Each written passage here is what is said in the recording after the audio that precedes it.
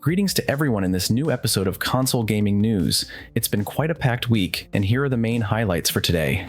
Astro Bot crowned as the best game of the year 2024, the announcement of The Witcher 4, a new game from the creators of The Last of Us, plus a PlayStation 5 turned into a laptop, and Xbox abandoning new exclusives. So, to make sure you don't miss anything, double-check your subscription to the channel, get comfortable, brew yourself some tea, and let's dive into the key events of the past week.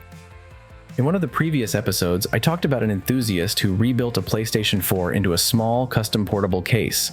Recently, the Chinese company Notebook Review Studio unveiled a laptop made from the hardware of a PlayStation 5. All we have so far are photos from the presentation in less than ideal quality, and an astronomical price tag of nearly $3,000 for these devices. For reference, they actually plan to sell them. However, their laptop is missing one key feature, an integrated battery, which means it still needs to be plugged into a power outlet to function. On top of that, it weighs over 4 kilograms, so it's hard to see why you'd carry it around. After all, for fans of portable gaming, the market already offers portable screens for the PlayStation, and those are significantly cheaper. If you're interested, I'll leave a link in the video description. It's definitely an intriguing gadget for tech enthusiasts, but would you buy such a laptop for yourself? Let me know in the comments. Another only on PlayStation title is making its way to PC. This time, it's the second part of The Last of Us. On April 3rd, 2025, a remastered version of The Last of Us Part 2 will be released for PC, including the no return mode. It's hardly surprising that almost 4 years after its original release, the game is finally coming to PC. I'd venture to guess this timing aligns with the release of the second season of the HBO series, aiming to capitalize on the immense interest from the audience. Microsoft is following a similar path, deciding to fully abandon the concept of permanent exclusives. You've likely heard about the new Indiana Jones game developed by an in-house studio, which was initially released for Xbox. However, it's set to arrive on PlayStation as early as the beginning of next year.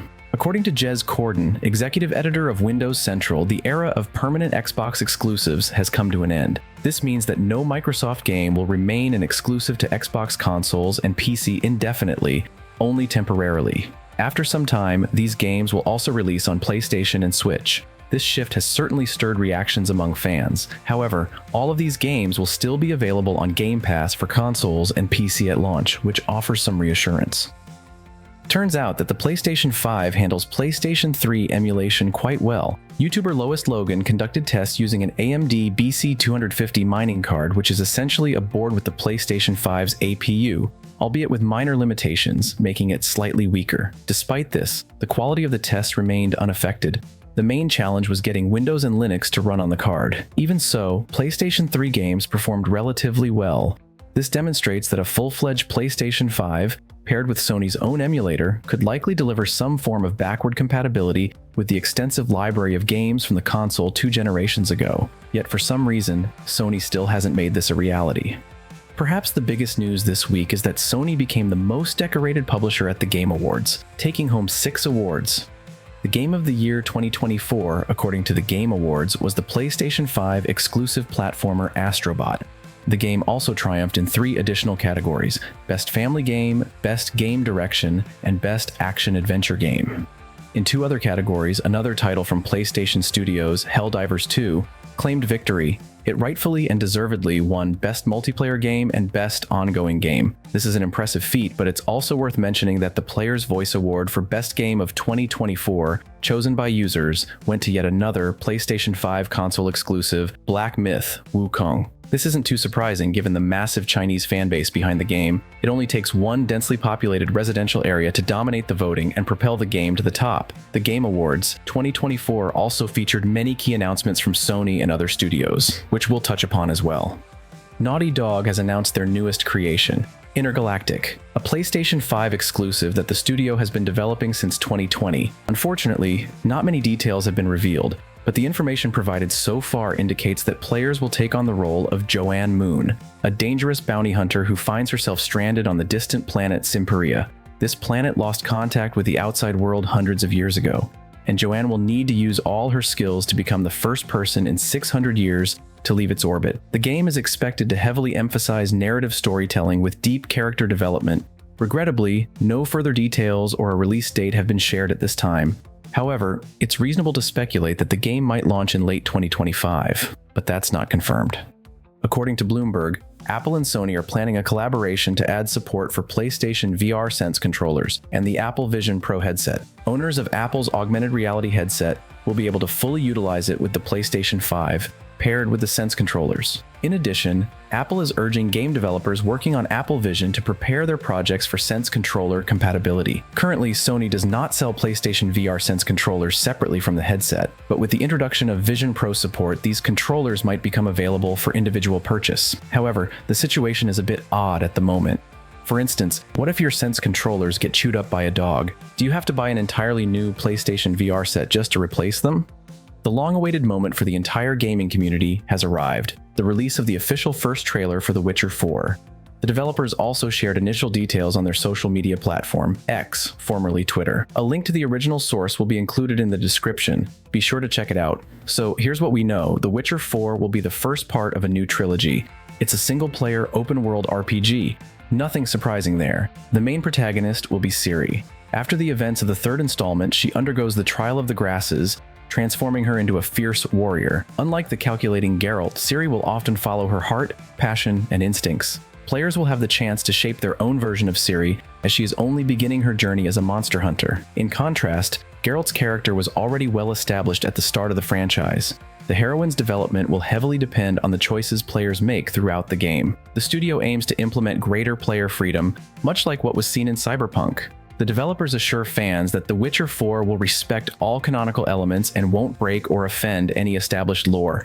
In fact, even the ending of the third installment, which hints at the possibility of Ciri's death, contains subtle indications that she likely survives. From the first cinematic trailer, it's evident that Ciri has matured into a grown woman. It seems that the events of the new game will take place at least 10 years after the conclusion of the original trilogy.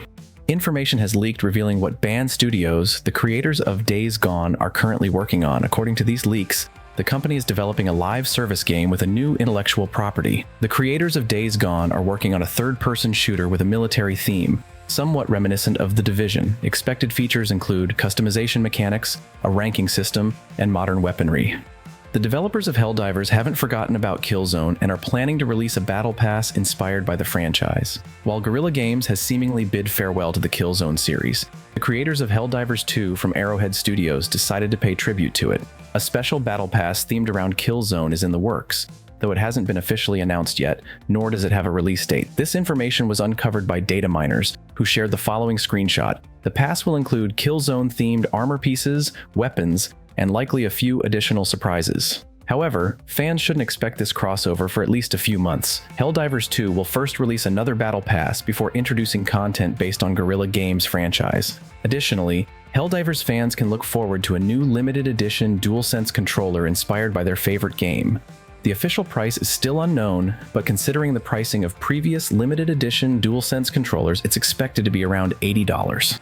It's safe to say that all of Bill Kuhn's insider reports have been confirmed. The creators of It Takes Two and A Way Out have officially unveiled their new game, Split Fiction. The release is scheduled for the 6th of March 2025, and it's another split-screen co-op adventure. The game is a sci-fi action title where two heroines travel across different universes. The gameplay features dynamic scene transitions, embodying the very mechanics that made us fall in love with It Takes Two.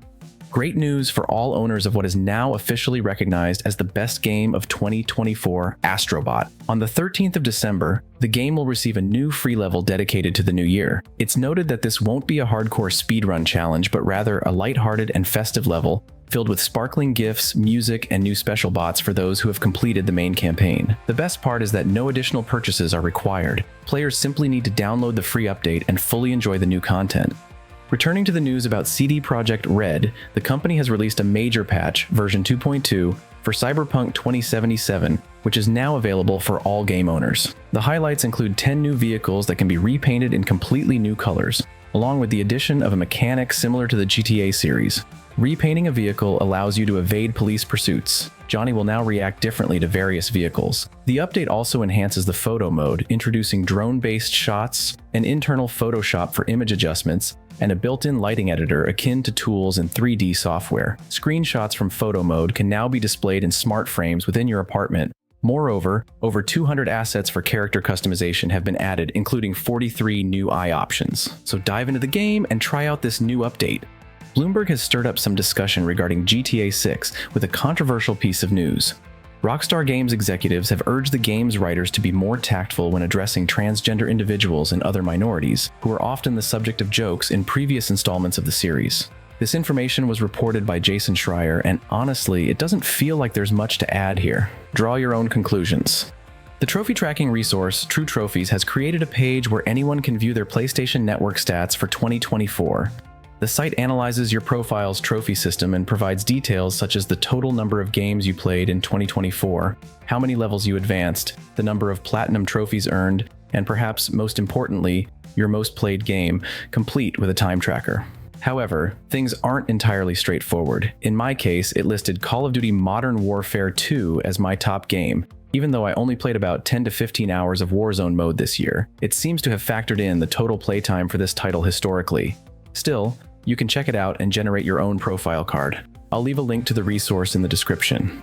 It's now official. Fake PlayStation discs have made their way into US retail chains. What's the story? A Reddit user purchased Stellar Blade from the US retail store Best Buy, only to receive a rather interesting copy. Instead of the official disc, they got a generic CDR with a printed label slapped on it. The purchase was made via courier delivery, but the buyer decided to visit the store directly to resolve the issue and request a refund. However, for understandable reasons, the store manager refused to help. This incident highlights that this problem has now reached the US market, where scammers are finding creative ways to profit from counterfeit discs, pocketing an extra $50 per fake copy. I know you've been waiting for this for a long time. Sony is giving away free avatars for PlayStation Network profiles. What generosity! All you need to do is redeem one of the 3 reusable codes available for your region, European, American, or Japanese, and you'll get your brand new avatar. Following the benefits announced last Wednesday, Sony has revealed a new selection of games for PlayStation Plus Extra, Deluxe, and Premium. Among the highlights are Sonic Frontiers, Forspoken, WRC, Rabbids Party of Legends, and, for those who enjoyed the first game, the fun Jurassic World Evolution 2. If anything caught your eye, the games became available today, the 17th of December, so you can start downloading them right after this video. From Software has announced their latest creation, Elden Ring Night Reign, a standalone cooperative game where players can join forces to battle bosses. The release is scheduled for the year 2025, including for PlayStation 4 and PlayStation 5.